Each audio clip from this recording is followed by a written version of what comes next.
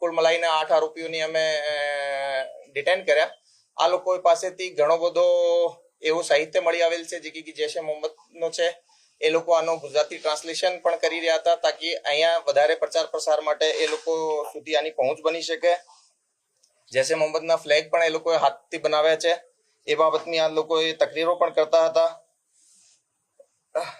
જૈશ એ મોહમ્મદ વતી આ લોકોને ફંડિંગ પણ 3 લાખનો મળ્યો હતો અને એને ટાસ્કિંગ મળી હતી કે એક 4-વ્હીલર ગાડી લઈ લેવાની તાકી ફ્યુચરમાં ક્યારે પણ જરૂર પડે કઈ મુવમેન્ટની આના લોકો આવતા હોય તો એને એ લોકો ફેસિલિટેટ કરી શકે। એ આપને જે રીતે ઘણા બધા જુદા કેસીસમાં પણ આપણે જોયા છે કે એ લોકોને એ ડેડ ડ્રોપ ના માધ્યમથી એ રકમ મળી હતી। પાકિસ્તાનમાં કોના કોન્ટેક્ટમાં હતા એવું માહિતી સામે આવી છે? હા, પાકિસ્તાનના અમને ટેલિસેલેક્ટર્સ આઈડેન્ટિફાયર મળ્યા છે। એમાં પ્રારંભિક રીતે એનો પરિચય અબ્દુલ્લા સાહેબ તરીકે એ લોકો લેતા હતા અને એના વતીએ એ લોકોએ 2-3 મહિના પહેલા વડોદરાની અંદર એક કાશ્મીરથી આવેલા માણસ સાથે મીટિંગ પણ કરેલ હતી।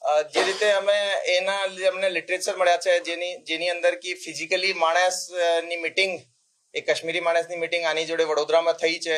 સાથે સાથે એ લોકોએ જે ખત લખી રહ્યા છે જે રીતને ખતની આવાગમન પણ એક મોડ્યુલ જે છે એ લોકો બતાવી રહ્યા હતા।